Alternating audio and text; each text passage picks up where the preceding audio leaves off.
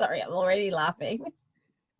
Okay, well, I think it's a good way to start. We're already laughing. I am Dr. Jill Wener. I'm a meditation teacher, tapping instructor, author, aspiring anti-racist, which requires continuous self-examination and learning. And I'm so excited to have Dr. Yvonne Ator joining me today. She's a personal and executive coach for physicians and other mission-driven professionals. I know her personally and professionally, and she's just filled with all the good things and has so much knowledge and wisdom. And I'm so excited for this conversation. Yvonne, thank you so much for joining. Thank you for having me, Jill. This is exciting. It is exciting. So I guess if you wouldn't mind starting, just talk a little bit about your background, where you're from, where your family's from, how you got to where you are right now in a as much of a nutshell as you would like to make it. Much of a nutshell as I can.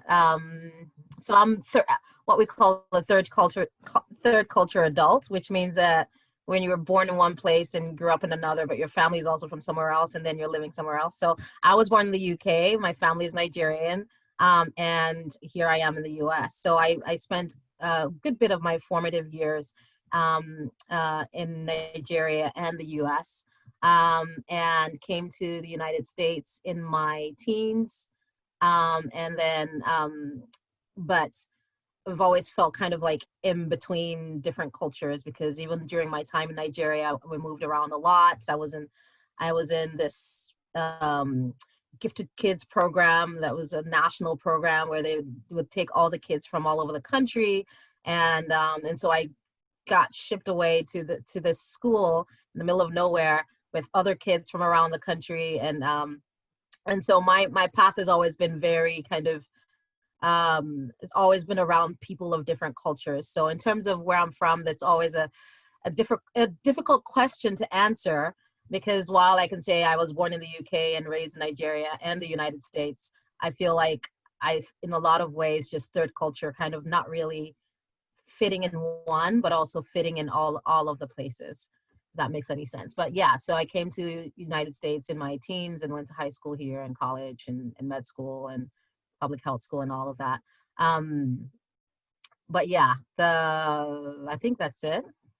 So you have your public health. I didn't know you were a public health person as well. Yeah, I have a master's in public health. Wow, I have all the degrees. This is like, I have all the degrees. That's what immigrants do. We get all the degrees. You know what? Let's talk about that. I think that's. I mean, you're making light of it a little bit, but I think that's something that a theme that's come up in a lot of these interviews is like,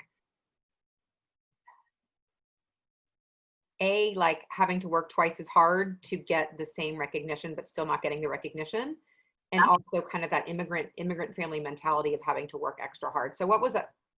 If you could talk a little bit about that and maybe what the experience was like for your family as an immigrant family and a Black family, that intersectionality there. Yeah. So it's funny because like the identity was never like Black. It was, you know, I'm not sure how many people you've interviewed from other countries, but like being raised partly in Nigeria, right? And just the identity is more of like, what tribe are you from? It's more of, you know, are you from my family was from the South. So, and it was Christian. So you have the Southerners who are Christian, and then you have the Northerners who are Muslim. And so there's more of that dynamic between like Christian, Muslim, South versus North versus West. Are you from this tribe or that tribe? And so that's more of that tribalism and the conflict, even though everybody looks Black. So we're never really aware of the color of your skin. And I mean, I knew I looked like chocolate, but it was never anything that registered because you're around everybody who looks the same. Yeah. So it's more, humans have a way of dividing themselves. So it's more of, you know, are you from this tribe? And then how much you suck because you're from the other tribe, and how much more superior I am than you because you're from that tribe, you know? So coming up, that was more of the thing. And then moving to the US and then realizing, oh, I'm Black. What does that mean? Right. And then, and you know, coming from, you know, Nigeria, and you know, over there's already like that exceptionalism anyway, where it's like, you know, I don't know if you've met any Nigerians, but they're known we're known for just overdoing it, just crushing it in any kind of way. If you look at any Ivy League school, there's a Nigerian overdoing it, right? And so we always say they're Nigerians on the moon, you know, overdoing it there too. Like any planet you go to, any place you go to, there's a Nigerian overachieving. So anyway, so that's what I kind of came up with, and being in that gifted children's program already programmed me. I mean, there was already that standard of like, it's not just excellence, you're gifted, so you really have to, there's already like a higher bar for you than most other people. So I came out of that, right? So I was already really good at school, but had this confidence in my abilities and all of that. Then you come to the US where it's like, oh, you're Black, therefore you're not good enough. And I'm going, you know, you're raised to believe that, you know, you're the best, you work hard and you get all the grades. Like there was that expectation of excellence. But here in the US, there's that, because of the color of your skin, there's that expectation of incompetence or mediocrity or inferiority, which was just kind of like, what is happening? It was very disorienting. So coming to the States, I'll say, like, then you have this pressure of the immigrant, right? Because most immigrants come here already like assured of their excellence, their brilliance, their competence. They're usually like at the top of the top in their countries before they come here anyway, right? So you already have that bias already in terms of like the brain drain, where it's usually like the doctors and the lawyers and the right the people who have access to, unfortunately, yeah, who do have better access than most people would back in the developing, you know, wherever you're from, the developing world usually. And so coming here and then having that expectation of inferiority, then you feel like, okay, well, you know, most times African Americans are like, you have to be twice as good. No, the immigrants are not thinking you have to be twice as good. They're thinking you have to be better than everybody else, because not only are you, you know, different, you're also an immigrant. You also don't belong already. You're already the outsider and usually have an accent, which then makes you stand out in every kind of way. So then you really have to prove that you're not whatever stereotype people are looking at you with. So then there's that the pressure with a lot of immigrants, especially the younger generation that comes in, right, is, you know, you can't shame the family name. You have to, you know, crush at whatever you're going to do. And usually there are only about 5 options. And usually like, it's either going to be medicine, law, architecture, you know, accounting, or engineering, like the professions, the respectable professions. You're not coming to the US that we've worked so hard for you to come, and we've sacrificed so much for you to come here and then be what, a musician? What's that? Waste our time, right? So Joy? so No time for joy. Joy, what's joy? It's about survival and making it and achieving the American dream and crushing it. So this idea of, you know, the immigrants usually will come here and just try to crush it. I mean, be exceptional, and you're also looking at the stereotype, right? And so having to defy that stereotype as well and go way beyond that stereotype. And then of course you have the African American versus the Black immigrant dichotomy as well, right? So the Black immigrant is coming into the US, and then, you know, people are treating that person like, you know, like we expect you to be inferior and all of that, right? So then you're pushing back against the stereotype, which inadvertently means though that you end up pushing, unfortunately, against, in a lot of ways, like African Americans, where it's like, you know, we're not them. We're not them, we're different. And so I've had to have a lot of conversations around that that pushback. Like, you know, what do you mean we're not? Like, if the police officer stops us today, they don't know you're a Black immigrant. We're all the same to them. So what's this thing you're doing where it's like, I'm not them, you are, we all are. And I've had to do that work in myself, and I've had to do that I've had to have that conversation with older family members.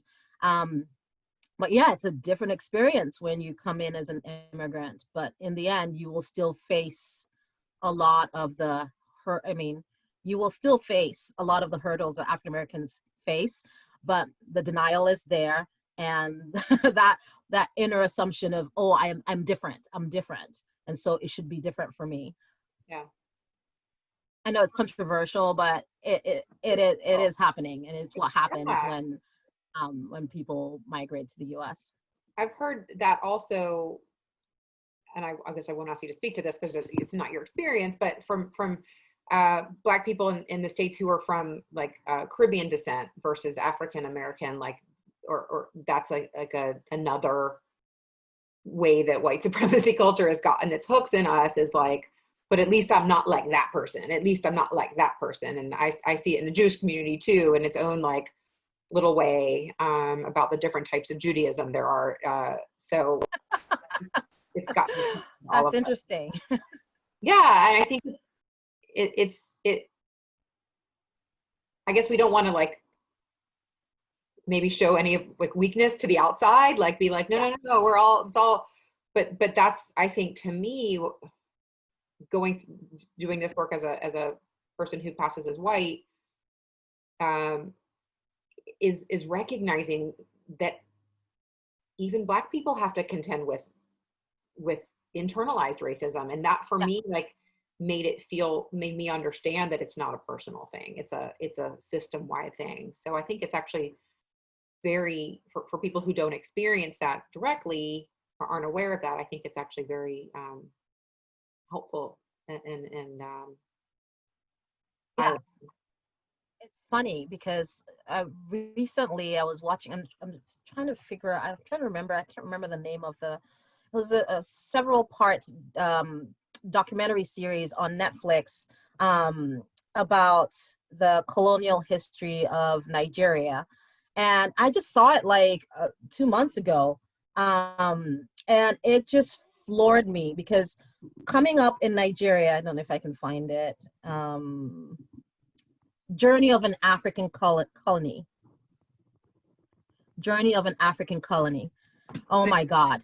So growing up, the times that I did spend in Nigeria, like, so one thing you have to realize is that coming up, at least the way I grew up, like, and again, also maybe because I was also born in the UK, right? The idea of the Queen and the I just remember being so proud of the Queen and being proud to be a subject of the Queen. I had I still have a UK passport, right? And this idea of being a colony was, at least growing up, like, that's all we learned about. We learned about, England and abolition and all of that, but we never really learned about slavery. We never learned about slavery. I didn't know anything about African American history. Didn't even know much about the colonial, like the cost of colonialism. All we saw, even the movies we watched, like, they're all white, like they're all, so we grew up thinking that white was like aspirational, like it was like the thing, and that they were superior. And I never really saw any pushback to that idea growing up. It was just assumed, like everything we consumed, movies, music. I'm glad I have such a diverse, eclectic taste in music. But other than the local, national Nigerian music and arts and culture and all of that, apart from that, we got a lot of like English, like a lot of just that British, in everything, like just, in every part of life. So you grow up aspiring to be English in some ways. Yes, you're still proud of your culture, but in terms of the high mark, the marks of a well-lived life was definitely all like, out of that colonial superiority.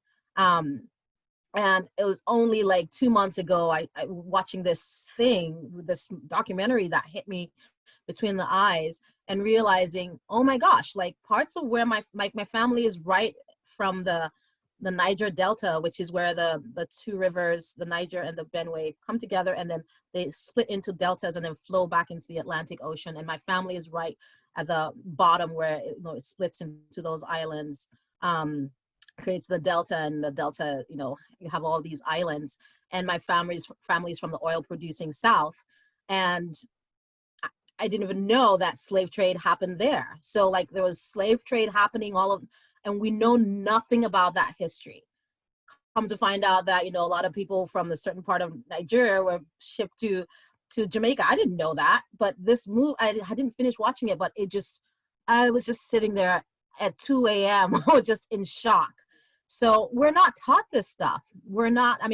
So most people come to the US like not having a clue. Maybe now they have more of an awareness because of the internet, but growing up, I didn't know anything. So coming to the US, and then for the first several years, at least a good 10 years, I've been in the States for 27 years. The first 10 years for sure, I can say that I just had no clue. And I've had to unlearn a lot of the internalized, not even racism, just colonialism. And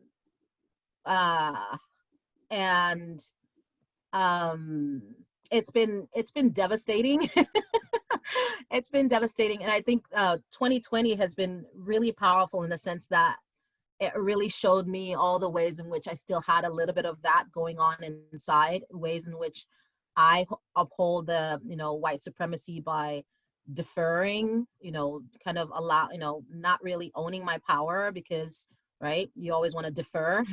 You always want to, center around the other whites, constantly centering, and then learning how to just stand my sacred ground and really own that power. It's taken a long time to do that. And what happens when you do that is that you then allow other people to be powerful, right? When you stand your sacred ground, and have those boundaries, your whole world shifts. So it's been in this whole, 2020 was huge for me in terms of racism, because it just really kind of ripped everything apart for me. I've been on this journey anyway, learning and growing, knowing that, yes, I've always been aware of the racism. Being in med school, and, again, I'm used to being smart. I've been like that my whole life. But even in med school, you would answer a question, or someone would ask a question, and then the person would look, if it's a white person, the white person will look to the other white person, and ask them the same question, and won't really take your answer until that other person, gives the same kind of answer. That's common. You can ask a lot of physicians of color, and they'll tell you similar experiences. I've had all of those experiences, but I would always kind of just brush them aside. But I think something about 2020 just broke me in a way that was no more. I will no longer uphold this structure in any form. I will resist. So I feel like I'm rambling now, but you're not. No, this been is a very interesting journey, and it's a little different, but So can you give more specifics on ways that you're no longer upholding the structure? You mentioned not deferring. So not deferring to who, I guess? And then also, are there other specifics on ways that you've changed internally or externally? Because this is so beautiful. And if you're comfortable sharing that. Yeah. So, as I said earlier, coming from a post-colonial country, there's the assumption that white is superior. You're not told that, but just everything you've seen, everything from the movies, even though you have a very rich culture, there's this aspirational part of what, and again, church, we're Christians. So as a person of faith, right, when I look at pictures of Jesus, I see a white guy. I don't even see a Jewish guy. Right? So everything from my faith to, music, to movies, to everything that I've seen that is superior in any kind of way, or aspirational, in any kind of way has been white, right? And what happens is you don't realize ways in which you internalize that. So for me, what that looked like was like, I never wanted to be white. I've always been very secure in my identity. But what that looked like was, I think maybe also because of the angry Black thing, that angry Black woman stereotype, and other ways in which people of color, especially Black people, are made to feel like they're too much. And then again, being of Nigerian descent, right, where we're already like super intense and super like, we're known to be like, you know, super assertive and you know, like just super energetic, right? There's a lot of that passion and fire, which can be intimidating for Americans, especially white Americans. African Americans get it because, you know, they have that fire as well, right? But so you're always, especially as an immigrant, always having to defer and tone down and center on the others so that you're acceptable. Yeah. Right? You want to be acceptable, you want to assimilate, you want to, right? Because again, coming up, you've always expected to be, you know, the best, because no one's ever called you inferior. So you're used to being at a certain level and a certain standard. And the only way you can kind of do that here in the US is by going with the flow, right? Still being excellent, yes, but not being all the way powerful, right? Because then it scares people. It scares people. So then you're constantly having to tone down yourself while also going for those goals, right? And so what ends up happening is that, right, you start to, at least what I started doing was, right, dimming without realizing. It wasn't a conscious thing. It was just something I found myself doing, because when you show up full blast, as authentic as you really are, then people get scared, and you're the aggressive, I say aggressive foreign woman, or, you know, angry Black woman, or whatever. You're just being passionate. You're just a passionate person, but it's seen as this negative thing, right? And so you start to tone down, and you start to defer. And I didn't even realize I was doing this, but I remember in med school how there were nominating people for different positions in, you know, in the class leadership, and I'm like a people person, right? And there was this position that was going to be the person who was a liaison between other med schools and our school, right? Whenever we have any kind of like away conferences. Mm-hmm. And I like remember like intentionally deferring to a white guy in the school for him to do that instead, even though I knew that I would be better at it than him, because he wasn't social, he wasn't like a people, like he wasn't like, he was actually very introverted, and I didn't run for that position. I let him go for it instead. Like it was a conscious decision. So ways, like different ways like that, where I would kind of defer and let somebody else go for that thing because they're more acceptable. But this year I noticed that, yeah, so other things like that where I would just defer, or no, okay, she wants it, let her have it. I don't want to be the angry Black woman who's like domineering and going for all the things, and you know, that will backlash at me. But this year I remember feeling like I was done, in the sense that there was something about this year and all the protests and everything. I just felt like I was part of the problem. I just felt like by giving away my power, I was adding to the issue. I was adding to the problem, that I needed to stand my own sacred ground and start to like speak up for myself. And I'm already like an outspoken person, but I knew in a lot of ways I was dimming myself. And I knew that I had to just, for me, it was the centering, constantly centering around the whites, especially the white males in my life. And I have a lot of white males in my life.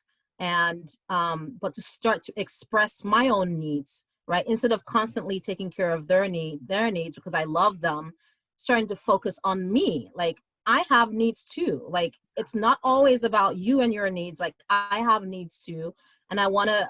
And if we're going to have a relationship, it's a two-way street, right, as opposed to me existing for your for your, you know, and they don't realize they're doing it, right? It's me.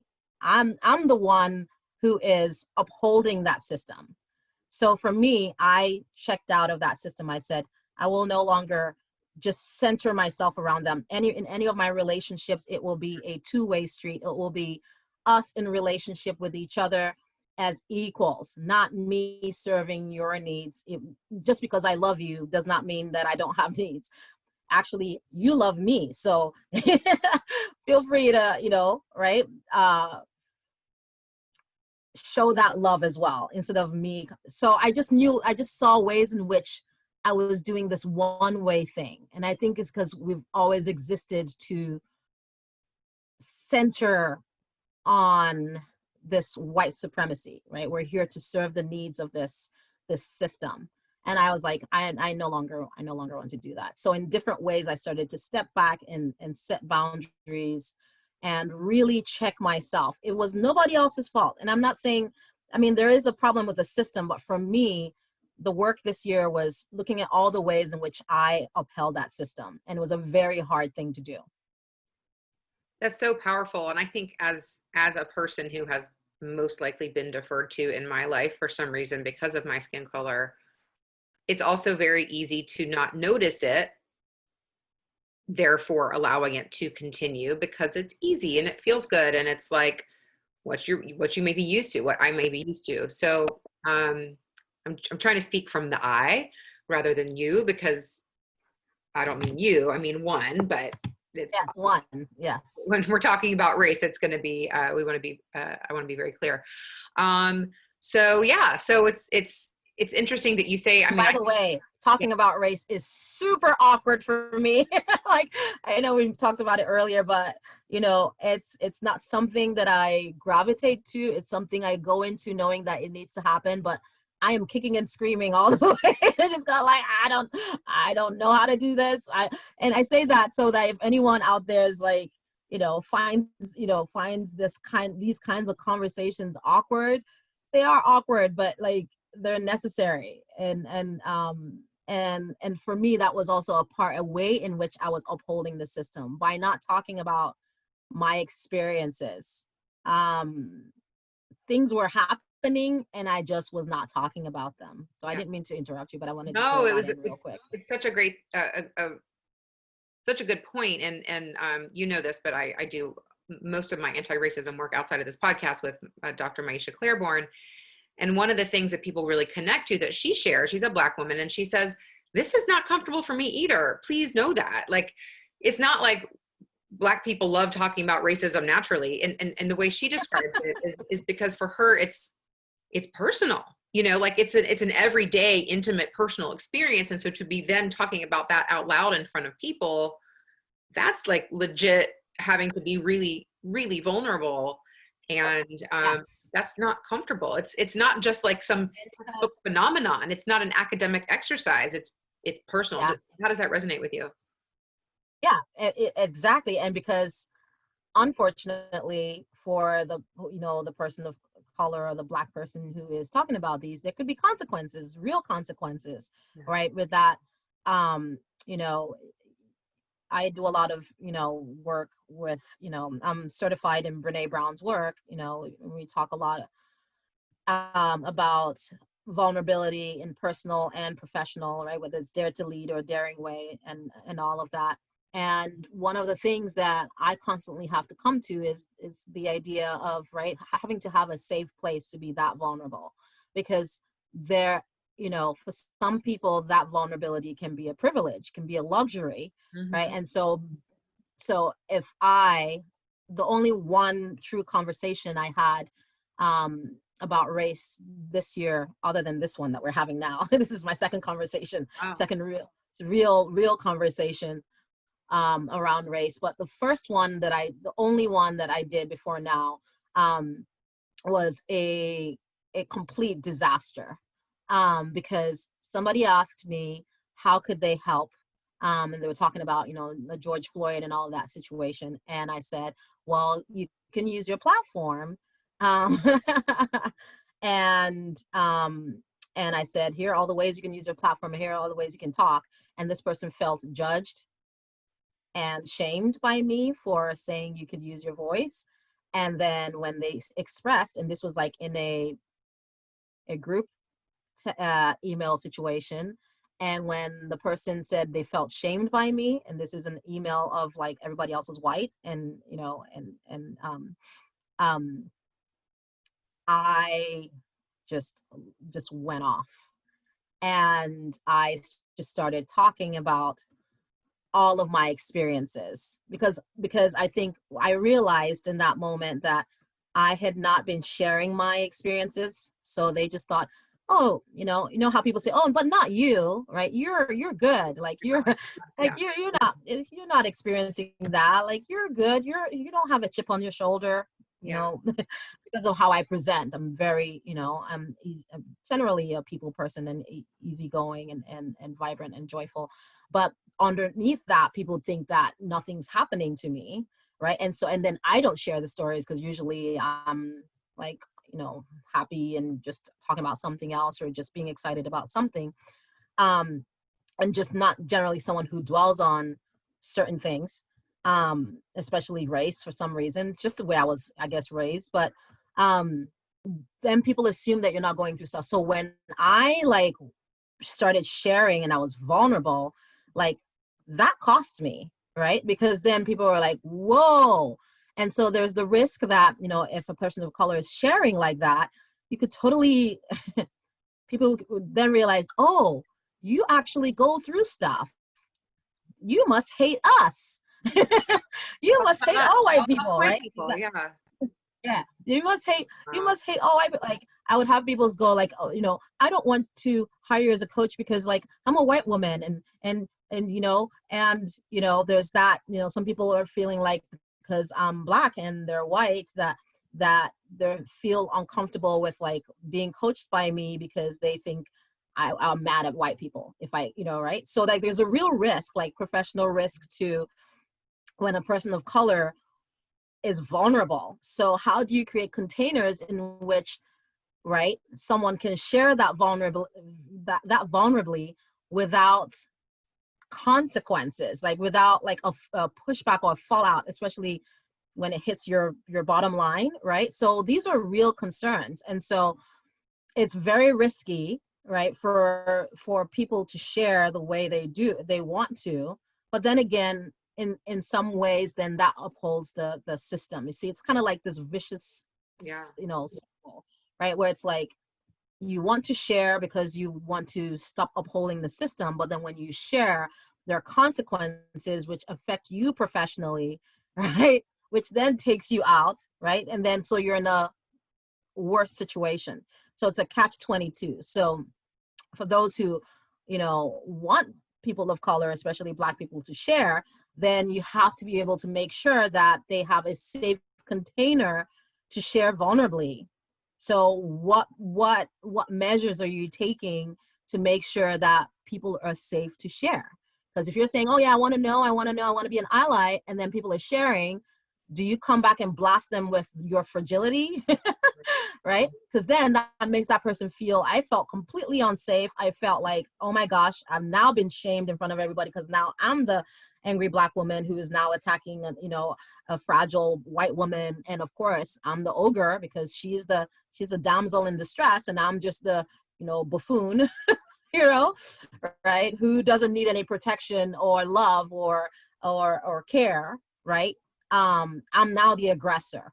So these things have to be considered when we're having these conversations, making sure that there's that container, that people are not punished for sharing truthfully. When somebody opens up and shares, it means they trust you. So making sure that you don't abuse that trust, right, when they share. Oh man, is, it's just so horrible, to not in a like white tears kind of way, because I'm sure I've been that woman before, but it's just like hearing you share that experience. There's also this inherent laziness in being like, tell me what to do. And then you use your I emotion. don't know what you need to do. But then you get, then you're like trying Right. to be nice, and you're like, try these things. And then they're just Right, like, just yeah. knocking you down. Yeah, and you know what was funny, because I said, I prefaced it by like, I don't really know what you need to do or what you should do, but here, and I'm really tired, and I did like put that disclaimer, like, I'm really tired and exhausted, and I don't know what you need to do, but here are some things that you could do. Right, and I prefaced all of that with that, and I still got the blowback, so it was kind of like, but unfortunately, because I'd already made that decision, well, not unfortunately, but fortunately, I think something about that exchange made, and just what was happening in the world made me, I was already at that point where I'm like, I'm not all upholding this system anymore. If it means that I lose all of these relationships, so be it. Honestly, I kind of felt like, Angela Bassett walking away from the exploding, the burning car, like, F this. I was at that point this year where I was like, you know what? If I express my truth and you break down about it, I'm willing to let that relationship go. Like, I'm no longer willing to uphold any of the relationships in which I am not an equal partner. I don't exist I'm not anybody's like maid. I am a fully realized woman. I am worthy of the love and belonging that I want, and my dreams. And if that means that I have to sublimate myself to you, I'm not doing that. So it was a very conscious, but again, I didn't realize all the ways in which I was doing that. That was the sad part of it all, right? It took 2020 to show me that I was part of the issue. I feel like in a lot of ways, 2020 is like the, really like 2020 vision. Like, it just, everything that's been in the way, that's been clouding our vision, has just been like stripped away. And we're all now seeing clearly who we are, what systems we're part of. I think we've always known about the systems, but now we're seeing like who we are and what's around us. And then there's there's the reckoning and the decision, like, okay, who do I want to be? Like, I'm seeing who I am now. Who do I want to be in this situation? And how do I want to be moving forward? Have you, that whole 2020 thing, seeing clearly, I somehow have not made that connection. It's like 9/11. I need to write about it. I need to write about that. Have you heard that elsewhere? That's good. No, that was my lesson of 2020. It's about 2020 vision. You gotta like trademark that right now. I mean, that just like exploded my heart open. That was so incredible. What am I trademarking now? What do you want me to write? 2020 being our, the time that we see who we are clearly, and who we want to be. I mean, that's, and not just for white people waking up, but like everybody's waking up, and in different ways, and seeing. Need to write that ASAP. Yeah. Nobody else go write it. I'm gonna write. I'm kidding. Nobody else write it. Because my moment was like, how have I not seen that connection of 2020? And and I wear glasses. That's why. And I LASIK, so that must be why. That's great. And I and thank you so much for sharing how it's affected you. I mean, you're sharing some very personal, vulnerable things, and gosh, this whole, and even the word safe space is about white safety. It's not it's not about, exactly. I, as a white person, feel safe. Do you ever use the term brave space, or have you moved into that languaging? Brave space? Brave space instead of safe space. No, I feel like I still need a safe space. I think it's sorry, finish what you're saying. I feel like I feel like I still need I feel like I'm always brave.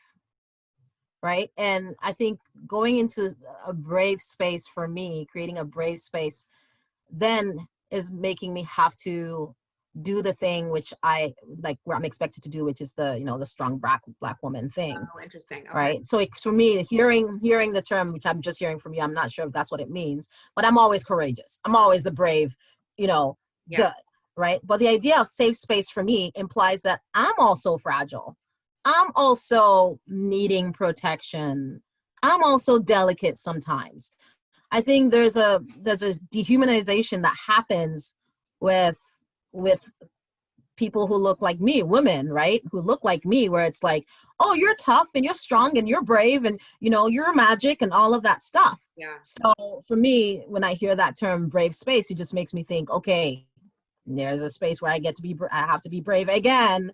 Yeah. I really like the idea of safe space because it reminds you of the fact that, just like you're saying with safe space for white women, we also need safe spaces because we are flowers as well, and fragile and needing protection. Yeah. We do need protection. We're not Yeah. always there out there like Amazons, like fighting and doing what we do just because we have stamina. Just because we have stamina and we're strong and all of that doesn't mean that we're not human. Yeah. I love that perspective. I've heard the term, I'm forgetting, it's Mickey, she's got like a middle name and a last name. And I heard that she's a Black woman and she's kind of in the wellness space. And I think brave space, and I totally hear everything you're saying, which is so interesting. I think her point is that there's no way to guarantee that someone feels safe, because someone's always like everyone's bringing in their own life experiences. So if we're trying to create a safe container as a group, we can't say it's a safe space. And the brave space is more willing to show up, willing to be vulnerable, willing to be wrong, and willing to learn, I think is for everybody in there. I think that's the intention of it. And I could be saying it wrong, but It makes sense. It's to get away from that, what safe space turns into in white supremacy culture, which is safe for the white people, which is replicating the systemic racism. So I think it's a semantic issue that I think you connect to the same emotion behind it, but the semantics of it aren't resonating with you, which is the beauty of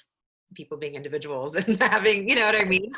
But also, it sounds like a great, I mean, courage is my jam. So I get the idea of brave space, but again, for me, it just kind of reinforces the whole idea of the dehumanization. I will send you her information, her book. Not that you need to read it, but just so you know where I'm getting it from, because I didn't coin that. I would like to see the context. And I'll put that in the show notes as well. First name is definitely Mickey, but I don't remember her full name. So interesting. All right. Well, we are almost out of time. And I don't want to keep you on this Friday afternoon. It went by quickly. It did. And you're stunning. I mean, beautifully stunning in the stunning way. By who you are, and you know, you're bringing the work into this space too, and seeing, I learned so much from what you shared. So thank you for that. How do people find you and work with you and follow you and soak up your brilliance? How can they do those things? I think the quickest way to find me is going to be YvonneAtor.com at the website. And then from there, just follow the rabbit. Okay. Do you have any programs coming up that you're starting, or? I have a Dare to Lead workshop that's starting on the 23rd of January. Okay. Dare to Lead is the application of Brene Brown's research in the workspace. So you're going to learn about living your values, learning about vulnerability, learning about having hard conversations and giving constructive feedback, learning about how to rise from failure, especially professionally, and how to create trust, right? How do you create trust in your workspace? And so all of the frameworks around that work are really juicy and really, really strong foundationally and great for building the skill sets of courageous culture and daring leadership. All right, so that's January 23rd, and all that's on your website? Yes, it And should be. are Yes. you on social media in any way for people to follow you? I am. It's all at, I'm not I need to ramp up my social media use. I haven't really used it a lot lately, but it's all going to be at Yvonne Ator. Just my names combined. Okay. Yeah, I will say that, you know, just something really quickly. I was doing a self-compassion talk yesterday for the Mindful Healthcare Collective, and somebody asked a question that I feel like a lot of immigrants uh,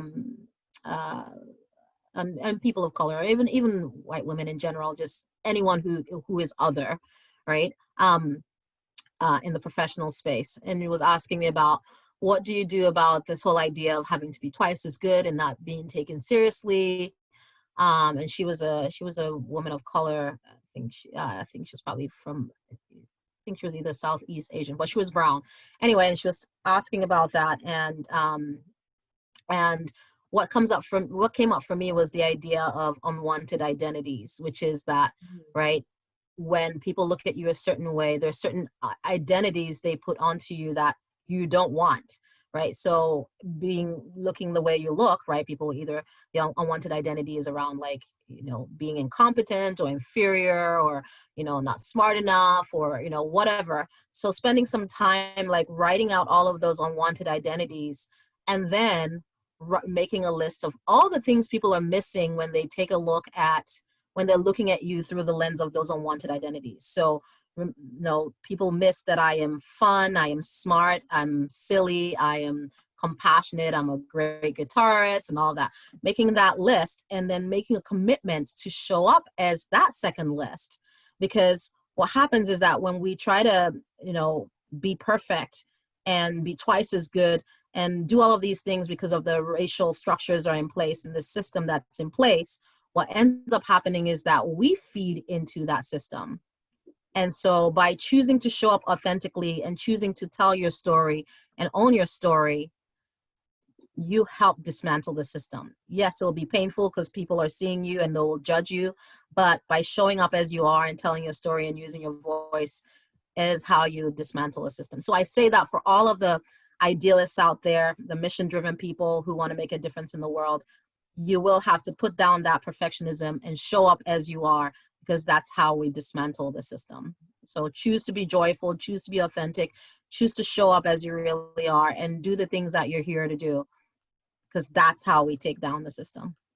That's the best thing I've ever heard. Thank you. That's awesome. That's such a great way to end.